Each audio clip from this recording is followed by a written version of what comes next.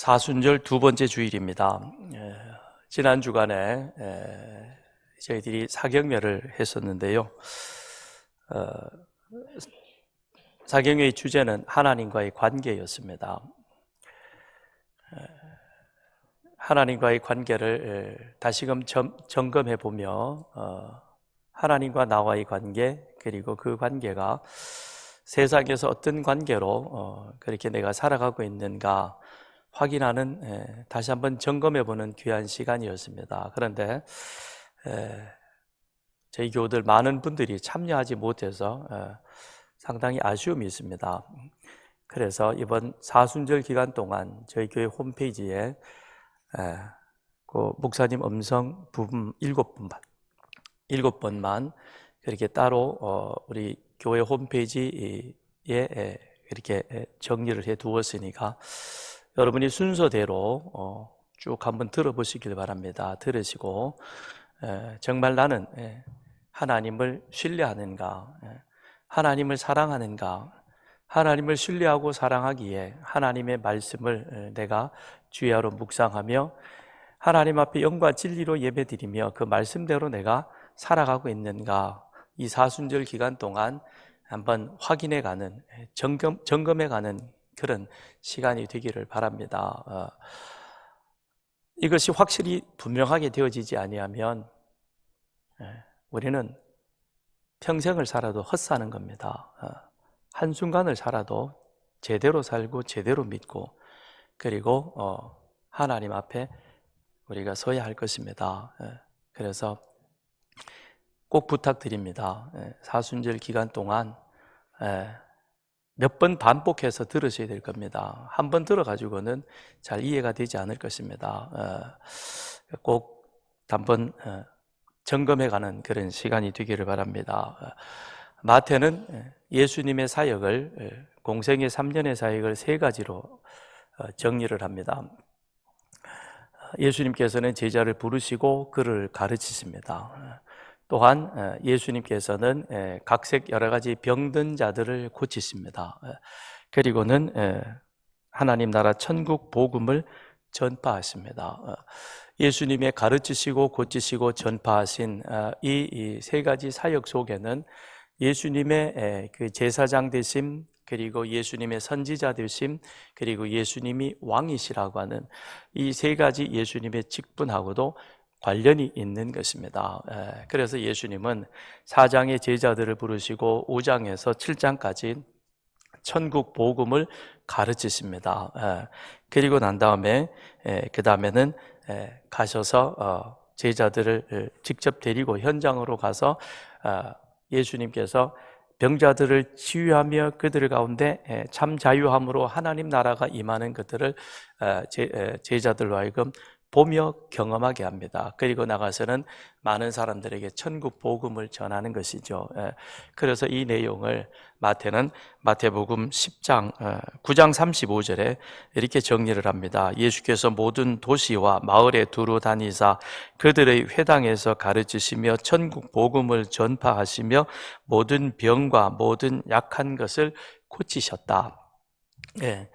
그리고 난 다음 이제 예수님은 지금까지는 제자들을 불러서 그들을 예수님 앞에 앉게 하시고 가르쳤습니다. 그리고 그들과 함께 같이 현장으로 가서서 예수님이 실습해 주셨습니다.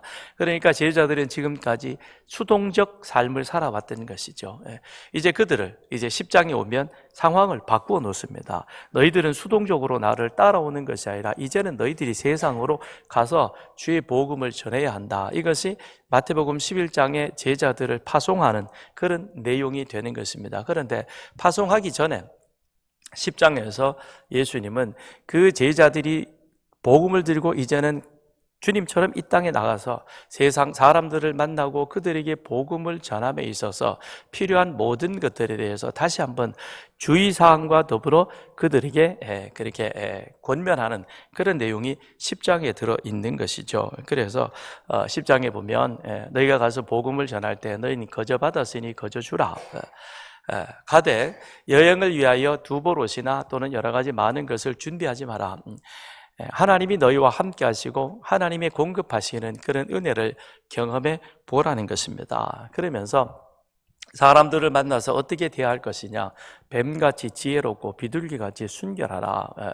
이 세상 속에 살아감에 있어서 그들의 삶에 복음 전하는 자로 복음이 순수하게 전해지기 위해서 사람들 앞에서 어떤 태도와 자세를 갖추어야 하는가에 대해서 주님은 그들을 조심시키는 것이죠. 그러면서 너희들이 때로는 복음을 전하다가 보면 공의 앞에 붙잡혀서 너희들이 그렇게 재판을 받게 될 때도 있을 것이다. 그러나 염려하지 마라. 하나님께서 그때 너희들에게 필요한 말씀을 주실 것이다 라고 그렇게 당부하십니다. 이런 쭉 당부와 더불어서 그 다음 오늘 우리가 읽었던 본문의 말씀에서 정말로 중요한 말씀을 하십니다. 이런 것들은 가서 우리들이 대할 때 가는 것입니다. 그런데 출발하면서 사람들에게 복음을 전하면서 그들 앞에 섰을 때에 그때에 우리의 우리 마음가짐이 어떠하냐라고 하는 것이죠. 많은 두려움이 그 가운데 있다는 것입니다. 그래서 주님은 오늘 읽었던 우리 본문 말씀 속에서 4번이나 반복해서 두려움에 대해서 말씀하십니다. 26절에 두려워하지 말라, 28절에 보면 두려워하지 말고 정말로 두려워할 자를 두려워하라 라고 말씀합니다. 그리고 31절에도 두려워하지 말라라고 말합니다. 이 두려움에 대한 말씀을 예수님께서 4번이나 오늘 읽었던 말씀에서 반복하십니다. 4번 반복하신다는 것은 이것이 그만큼 중요하다는 그런 의미가 있는 것이죠. 우리는 무엇 때문에 두려워합니까? 어떤 사건이나 어떤 상황에 직면하기 때문에 두려워합니다. 여호수아가 가나안 정복 전쟁을 앞두고 엄청 두려워합니다. 이스라엘이 블레셋과 전쟁을 합니다. 그런데 블레셋에는 그동안 듣도 보도 못한 아주 괴물 같은 장수가 나왔습니다. 골리앗입니다. 전쟁도 두려운데 그런데 엄청난 이 장수가 그 앞에 있다는 사실 때문에 사울도 그리고 온 이스라엘 백성들도 다 함께 두려워하게 됩니다. 그런데 주님이 오늘 여기서 말씀하시는 두려움이란 이런 사건이나 상황이 아닌 것입니다. 주님은 제자들을 부르셨습니다. 그리고 그들을 이제는 세상으로 보내십니다. 세상으로 나가는, 세상으로 보냄받은 제자들, 그들에게 너희는 두려워하지 말라. 그 얘기는 너희들의 두려움이 있다는 것입니다. 그런데 그 두려움 때문에 너희는 세상으로 나가는 것을 주저하거나 또는 그것 때문에 포기하는 그런 어리석은 일들은 하지 말라는 것이죠. 우리 그리스도인은 세상으로 보냄받은 자들인 것입니다. 우리는 이 예배당에 와서 이곳에서 우리의 모든 것이 이루어지는 것은 결코 아닌 것입니다. 그래서 주님께서도 10장에서 보면 10장 5절에 예수께서 이 12를 보내시며 어디로 보냅니까? 잃어버린 양에게로 가라. 그런데 양을 보냄이 이리 가운데 보냄 같도다 라고 주님은 말씀하고 있는 것입니다. 그러니까 주님께서는 제자들을 부르시고 그를 이스라엘 백성들에게 잃어버린 양들에게 보내셨습니다. 주님은 십자가에 돌아가시고 그리고 그 사실을 믿는 우리들을 부르셨습니다. 그리고 부르신 목적은 우리를 다시금 세상으로 보내시기 위한 것입니다. 우리는 어디로 가야 됩니까? 세상으로 가야 됩니다. 근데 안 가려고 그래요. 그죠? 여기가 좋사오니 베드로가 그러니까 주님 뭐라 그래요? 내려가자. 여기서 있는 것 아니야. 내려가야 된다. 어디로 가야 됩니까? 세상으로 가야 되는 것입니다. 그래서 주님께서 살아 부활하셔서 하늘로 올리우시기 전에 마지막으로 제자들에게 하셨던, 아니 모든 사람에게 하셨던 명령이 무엇입니까? 너희는 가서 그랬습니다. 가라는 것입니다. 이 명령형인 것입니다. 우리는 가야 합니다. 어디로 가야 되느냐? 세상으로. 복음을 듣지 못한 사람들에게, 그리고 우리를 대적하고 예수를 십자가에 못 박아 죽이고 예수를 핍박했던 그 사람들에게로 우리는 가야 하는 것입니다. 그래서 교회는 오는 사람을 앉아서 기다리는 곳이 아니라 우리가 사람들을 찾아가야 하는 것입니다. 찾아가서 서산에 있는 모든 사람, 복음을 듣지 못한 사람들에게 복음을 전하고 그들에게 예수 사랑을 함께 나누어야 하는 것입니다. 예수님은 우리가 당연히 가야 되는데 가지 않습니다. 가지 않는 이유를 주님은 알고 계신다는 것이죠. 그게 무엇이냐? 세상과 세상 사람들은 예수를 반대했습니다. 예수를 반대할 뿐만 아니라 대적하고 심지어는 십자가에 그를 죽이셨습니다. 그 사실을 제자들은 알고 있습니다. 그리고 우리도 그 사실을 알고 있습니다. 무엇을 아느냐? 세상은 결코 복음을, 예수를 친절하게 맞이하지 않는다. 세상은 예수를 반대하고 대적하고, 그리고 심하면 핍박하고 박해하고, 그리고 우리를 죽이려고 한다. 그래서 우리가 복음을 들고 세상을 나가야 되는데 이 사실이 두려운 것입니다. 복음을 들고 직접 사람을 대면하고 사람을 만난다고 하는 이 사실이 우리에게는 큰 두려움이 있는 것이죠. 그렇기 때문에 나가지를 못합니다. 그런데 나가지를 못하면 주님께서 두려워하지 말라라고 하시면서 말씀하셨던 그 안에 있는 참 의미를 우리는 삶의 현장, 우리의 신앙 생활 속에서 깨닫지를 못하는 겁니다. 깨닫지 못할 뿐만 아니라 하나님께서 그 현장 속에서 우리를 도우시는 그와 같은 능력도 경험하지 못하는 거예요. 그러니 그거는 우물한 개구리가 되는 것입니다. 아무런 능력도 아무것도 경험해 보지 못한 채 그냥 예수 천국만 외치다가 끝난다는 것이죠. 그게 아니라는 겁니다. 직접 복음을 들고 나가서 나를 반대하고 만나기 싫어하는 그 사람에게, 그들에게 복음을 전했을 때 하나님의 살아계심을 경험하게 될 것입니다. 살아계신 하나님께서 말씀하셨던 너희는 여행을 위하여 두볼 옷이나 또는 그들 앞에 붙잡혔을 때 무슨 말을 해야 될지 두려워하지 말라, 염려하지 말라, 내가 줄 것이다 라고 하는 이 놀라운 은혜를 우리는 경험하게 될 것입니다. 저는 우리 서산교회 모든 성도들이 이런 은혜를 경험하기를 원합니다. 저희가 추수감사주일에 영원사랑 축제를 할 것이고요, 20년 동안 계속해왔던 일입니다. 그리고 부활절이 되면 영원사랑 축제를 위해서 태신자를 작정하게 될 것입니다. 그리고 노방전도도 함께 나가게 될 것입니다. 그럴 때마다 우리는 같이 나가서 그런 은혜를 한번 이번에는 체험해 보시길 바랍니다. 워낙에 안 나가니까 영축팀에서 이번에는 어느 팀이, 어느 분이, 어느 부서에서 그런데도 불구하고 안 나가더라고요. 두렵죠? 나가야 돼요. 가서 직접 맞닥뜨려 보아야만, 아, 주님께서 하신 말씀이 이것 때문이구나, 그래서 이거 이렇게 하라 그랬구나, 한번 경험해 보면 그 다음엔 그 두려움을 넘어서 담대함이 생기는 겁니다. 그래서 3월 달에 우리가 훈련해야 할 그리스도의 품성이 담대함입니다. 두려움을 극복하지 못하면 담대함이 없는 것입니다. 왜 주님은 두려워하지 말라고 하셨는가? 우리가 하나님을 경외하게 될 때에 세상과 그리고 복음을 대적하는 그 사람들을 두려워하지 않게 됩니다. 28절에 가서 보면 몸은 죽여도 영혼은 능히 죽이지 못하는 자들을 두려워하지 말고 오직 몸과 영혼을 능히 지옥에 멸하실 수 있는 이를 두려워하라 그랬습니다. 우리가 참으로 두려워할 자가 누구이냐? 하나님을 두려워하라는 것입니다. 왜냐? 하나님만이 우리의 육신뿐만 아니라 우리의 영혼까지도 능히 지옥에서 던질 수 있는 유일한 심판자이시기 때문에 우리는 하나님을 두려워해야 한다는 것입니다.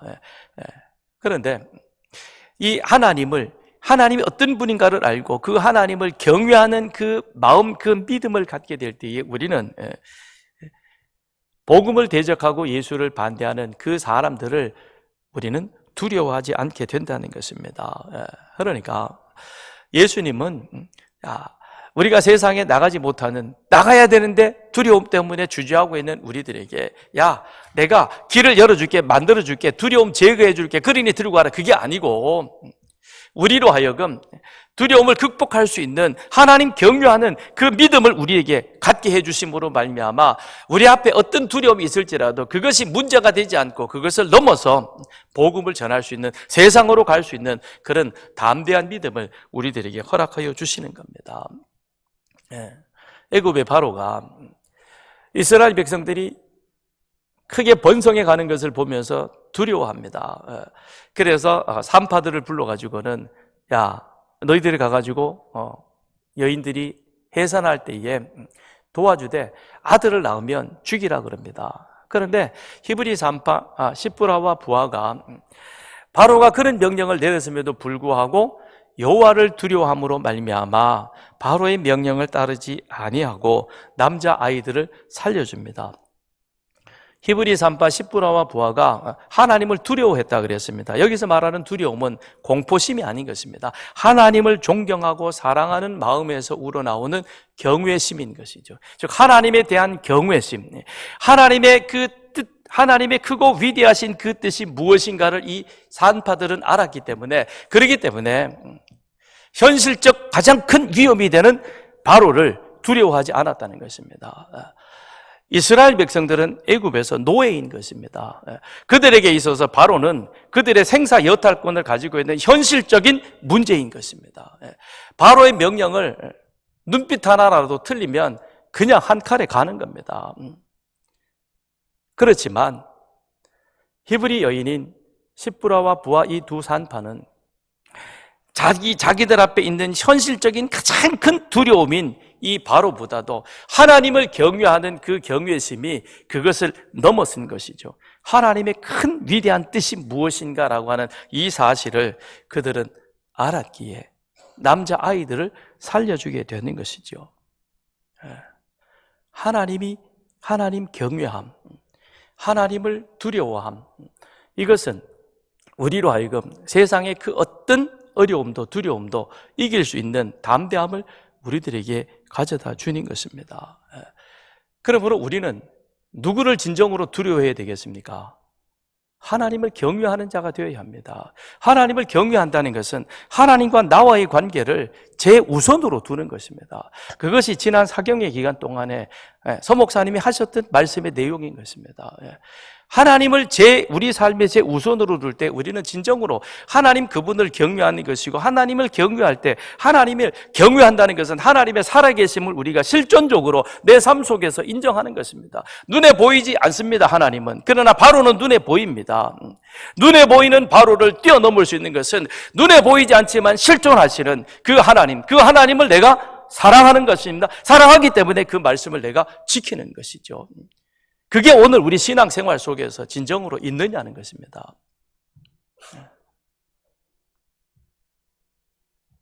우리는 신앙생활이, 하나님의 일이 늘 이순위로 물려납니다. 내가 시간이 되고 여가가 있고 여유가 있어야 봉사하려고 합니다. 잘못된 것이죠. 그러니 늘 우리 삶이 힘들고 꼬일 수밖에 없는 겁니다. 가장 우선이 하나님과의 관계인 것입니다. 여러분, 직장일도 평생 합니까? 그 부업입니다. 언젠가는 끝나게 됩니다. 그러나 하나님의 일은 평생 하는 겁니다. 하나님 앞에 서는 그때까지, 모세는 하나님 앞에 서는 그때까지 그 일을 하신 거예요.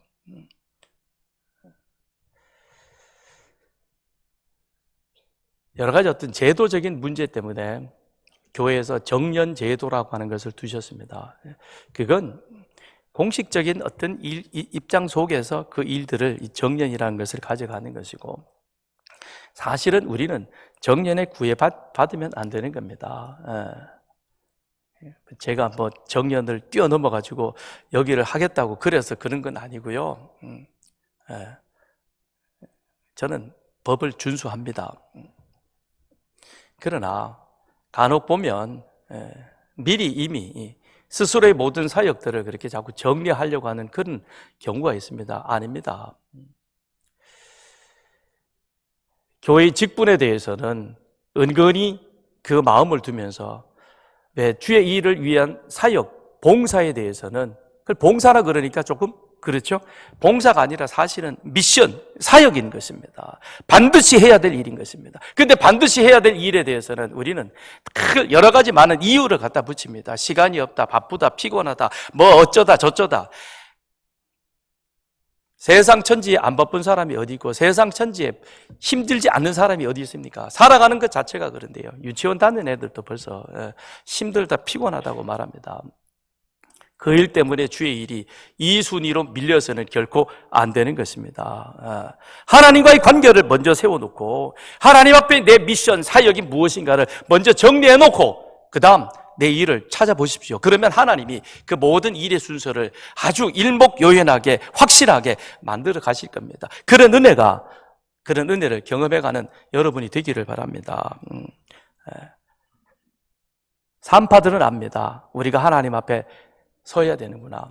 바로도 하나님의 심판대 앞에 서야 되는구나. 예, 저와 여러분도 하나님 심판대 앞에 섭니다. 하나님 심판대 앞에 예외인 사람은 아무도 없습니다. 그러므로 최후 심판대 하나님 앞에 섰을 때 우리의 육신뿐만 아니라 우리 영혼까지도 심판하시는 분이 누구이신가, 그 사실을 알 때 우리는 이 세상에 있는 크고 작은 여러 가지 어떤 염려와 근심들, 그건 우리에게 있어서 두려움의 요소가 되어질 수 없는 겁니다. 우리는 담대하게 그 문제를 뛰어넘을 수 있게 되는 것입니다.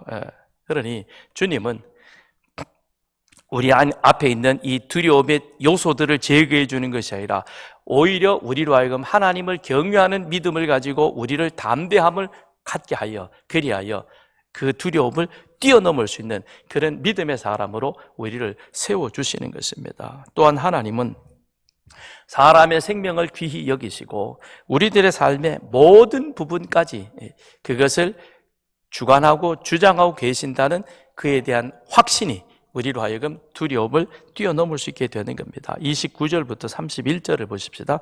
참새 2마리가 한 아사리온에 팔리지 않느냐. 그러나 너희 아버지께서 허락하지 아니하시면 그 하나도 땅에 떨어지지 아니하리라. 너희에게는 머리털까지 다 세신 바 되었나니 두려워하지 말라. 너희는 많은 참새보다 귀하니라. 예, 참새 2마리가 한 아사리온에 팔립니다. 2마리를 한 아사리온에 판다는 것은 그만큼 참새의 이 가치가 없다는 것이죠. 그죠?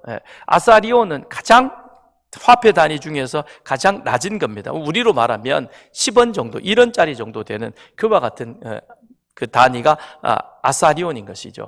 그 금액은 그보다 조금 환산하면 조금 높겠지만 가치로 보면 그 정도라는 겁니다. 그러니까 참새 한 마리의 가치는 반 아사리온이니까, 그러니까 이건 그야말로 참 가장 무가천, 가장 적고 보잘것없는 그와 같은 것들. 그런데 그런 참새 한 마리도 하나님께서 허락하지 아니하시면 땅에 떨어지지 아니한다라고 말씀하십니다. 그 얘기는 우리가 생각할 때 가장 보잘것없는 그 참새조차도 하나님께서 그의 모든 삶을 주관하고 계신다라고 하는 것을 우리에게 환기시켜 주는 것이죠. 그러면서 주님은 30절에 뭐라고 말씀하십니까? 우리 머리털 이야기를 하고 계십니다. 그 하나님은 내 머리털 하나 빠지는 것, 오늘 아침에 샤워하면서 여러분 머리 감으면서 머리털 빠지는 것 세어보셨어요? 머리카락이 몇 개 안 남은 분들은 빠지는 거 하나에 대해서 예민하지만 대부분은 어때요? 뭘 왜 이렇게 많이 빠져? 하수도 막히겠네. 그러고는 대충 이렇게 잡아가지고 그냥 버리죠. 그죠?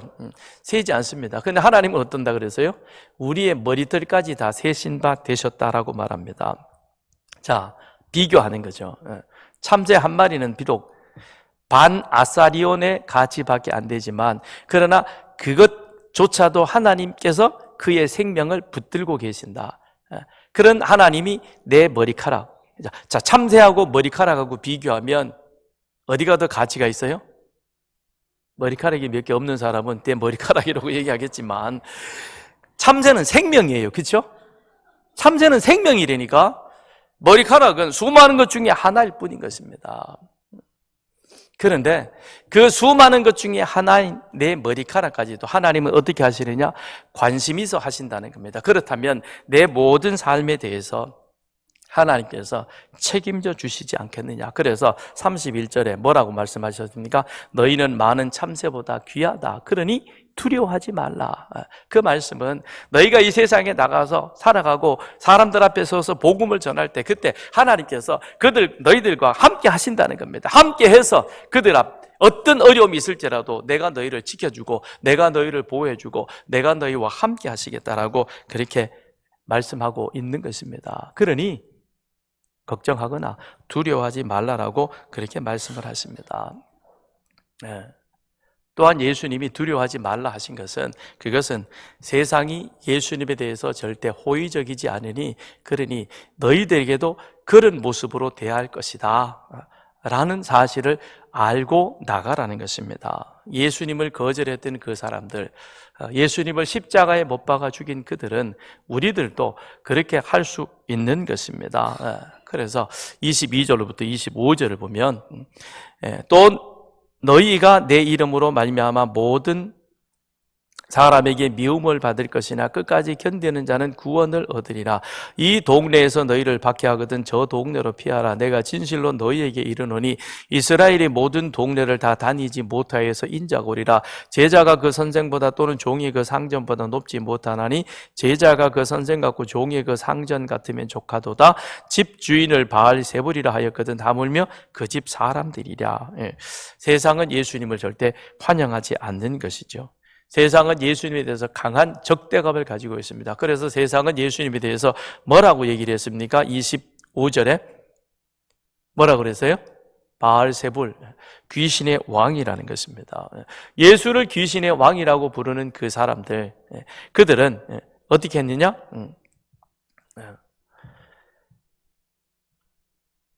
예수 십자가의 복음을 들고 그들에게 나가면 우리들도 똑같이 어떤 사람 취급하느냐? 미친 사람처럼 취급한다는 거죠. 세상이 우리를 그렇게 대하죠. 그죠? 예수에게 미쳤다. 저거 예수한테 미쳤어. 야, 뭐 그렇게 신앙생활 열심히 하냐? 내가 아는 누구는 보니까 할 거 다 하고도 그냥 잘 살더라. 뭐 그렇게 너만 별나게 하냐? 그러면서 세상은 우리들에게 그 얘기를 하죠. 그죠? 그 얘기는 무슨 얘기입니까? 빈정대는 거죠. 예수에게 미친 사람이다 라는 겁니다. 그건 왜 그러느냐? 왜 세상은 우리들을 그렇게 미워하느냐? 너희가 내 이름으로 말미암아 미움을 받으리라. 그건 소속이 다르기 때문에 그러하다는 것입니다. 예수님과 그들과 믿지 않는 사람들과 우리 믿는 사람들과 소속이 다르다는 것이죠. 소속이 다른 거예요. 베드로가 이렇게 말합니다. 너희가 그리스도 이름으로 치욕을 당하면 복 있는 자로다. 영광의 영 곧 하나님의 영이 너희 위에 계심이라. 우리에게는 하나님의 영, 하나님의 영광의 영이 우리 가운데 있다는 것입니다. 그러니까 우리가 세상에서 미움을 받을 수도 있고 환영을 받을 수도 있고 우리가 세상에 배척받을 수도 있고 또 그들에게 속할 수도 있습니다. 그런데 속하든 어떻게 됐든 만일 우리가 우리의 어떤 실수와 우리의 잘못으로 인하여 세상 사람들에게 미움을 받으면 그건 솔직히 말해서 부끄러워요. 그죠? 그러나 예수 이름을 전하면서 그들에게 미움을 받는다. 이건 저와 나의 다름을 세상 사람들에게 분명하게 보여주는 것이요. 그들이 그런 우리를 배척하고 우리를 밀어내는 것은 소속이 다르기 때문에 더군다나 소속이 다르다는 것은 우리의 뭐가 있느냐? 하나님의 영광의 영이 우리 가운데 함께 있기 때문에 그것을 싫어한다는 것입니다. 같이 제사를 드렸습니다. 가인과 아벨이. 그런데 가인은 하나님께서 아벨의 제사는 받으시고 자기 제사는 받지 않는 것에 대해서 되게 기분 나빠하죠. 분노합니다. 그래서 그 동생 아벨을 돌로 쳐 죽여버립니다. 이게 세상이라는 것입니다. 저와 우리는 소속이 다르고 소속이 다르다는 것은 우리에게는 무엇이 있느냐? 하나님의 영, 하나님의 영광이 우리 가운데 있다는 것입니다. 그렇기 때문에 그들이 우리를 미워하는 것이죠. 예수님은 바알세불, 귀신의 왕이라고 그랬습니다. 그래서 여기 25절에 보면 4절에 제자가 선생보다 또는 종이 그 상전보다 높지 못해. 우리는 어떤 경우에도 예수님을 뛰어넘을 수가 없습니다. 그러니 세상이 예수를 귀신의 왕이라고 하는데 우리는 그 예수를 뛰어넘어가지고 그보다 더 위대한 사람이다. 아니요.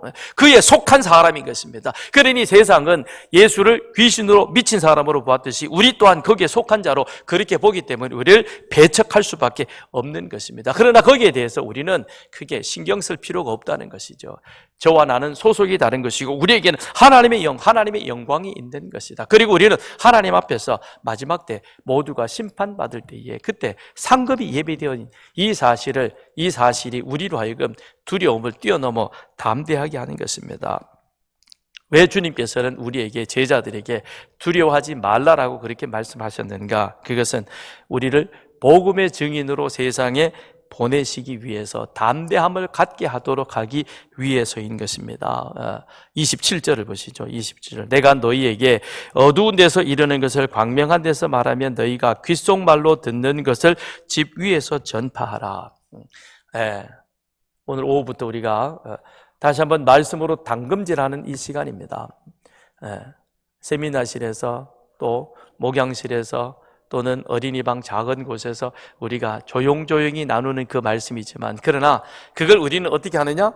들고 나가서 세상에 가서 담대하게 전하라는 것입니다. 그러니까 우리는 조용조용히 배운 것이지만, 그런데 그 말씀을 저 동부시장에도 가고 그 다음에 저 광장에도 가가지고 호수공원에도 가서, 그리고는 그곳에서 힘있게 담대하게 외치라는 것입니다. 그렇게 우리들을 내보내기 위해서 주님께서 우리에게 담대함을 주신 것은 이 세상을 겁없이 살라고 그런 것이 아니라, 우리의 목적은, 주님께서 우리를 부르신 목적은 우리를 다시금 세상으로 보내서 예수 그리스도의 복음을 전하는 것이요, 죽어가는 그 영혼들을 다시금 구원하여 하나님의 자녀 삼기 위한 것, 그 사명을 우리에게 주셨는데, 그렇게 하기 위해서 우리로 하여금 담대함을 갖도록 하셨다는 것입니다. 그래서 3월에 우리가 훈련해야 할 그리스도의 품성은 담대함입니다. 담대함의 뜻이라는 것은 해야 할 말이나 행동이 하나님의 시각에서 참되고 옳고 바른 것임을 확신하는 것. 우리 달력에 보면 그게 정리가 되어 있습니다. 해야 할 말이나 행동이 하나님 앞에서 참되고 옳고 바른 것이라면 그것을 확신을 가지고 하는 것, 이게 무엇이냐? 담대함이죠. 두려움을 극복한 그 상황은 담대함인 것입니다.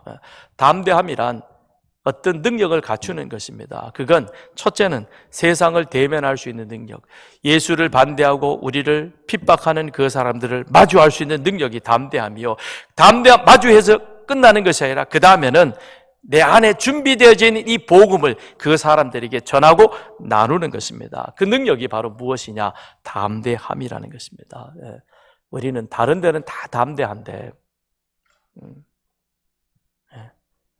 다른 데는 다 담대한데 복음 전하는 일에 담대하지 못하면 그건 무대 본 거예요.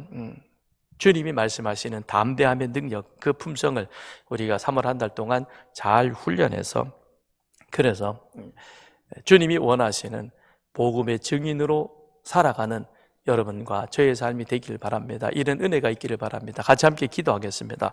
이 시간 우리 기도할 때에 하나님, 저에게 담대함의 능력을 허락하여 주셔서 그리하여 나를 반대하는 사람을 대면하며 그들에게 힘있게 주의 복음 전하는 자로 살아가게 하여 주옵소서. 우리 같이 함께 기도합니다.